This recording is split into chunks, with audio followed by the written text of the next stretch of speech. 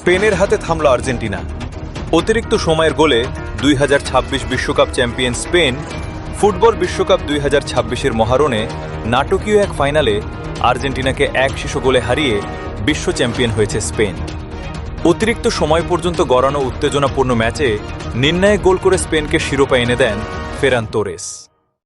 New York New Jersey স্টেডিয়ামে অনুষ্ঠিত ফাইনালে শুরু থেকেই দুই দল আক্রমণাত্মক ফুটবল খেললেও নির্ধারিত 90 মিনিটে কোনো দলই গোলের দেখা পায়নি। ম্যাচের 90+3 মিনিটে আর্জেন্টিনার মিডফিল্ডার এনজো ফার্নান্দেজ লাল কার্ড দেখে মাঠ ছাড়েন। ফলে অতিরিক্ত সময়ে 10 জনের দলে পরিণত হয় আর্জেন্টিনা। সংখ্যাগত সুবিধা কাজে লাগিয়ে অতিরিক্ত সময়ের 106তম মিনিটে দুর্দান্ত এক আক্রমণ থেকে জয়ের গোল করেন ফেরান তোরেস। সেই একমাত্র গোলেই 1-0 ব্যবধানে জয় নিশ্চিত করে স্পেন।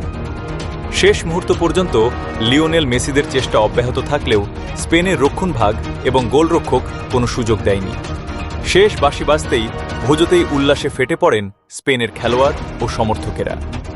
এই জয়ের মাধ্যমে 2026 ফিফা বিশ্বকাপের ট্রফি নিজেদের করে নিল স্পেন। অন্যদিকে দারুণ একটি টুর্নামেন্ট খেলেও রানার্স আপ হয়েই সন্তুষ্ট থাকতে হলো আর্জেন্টিনাকে। এটাই ছিল 2026 ফিফা বিশ্বকাপ ফাইনালের সবচেয়ে বড় খবর। এমন আরও নির্ভরযোগ্য ফুটবল আপডেট পেতে আমাদের চ্যানেলের সঙ্গে থাকুন। ধন্যবাদ।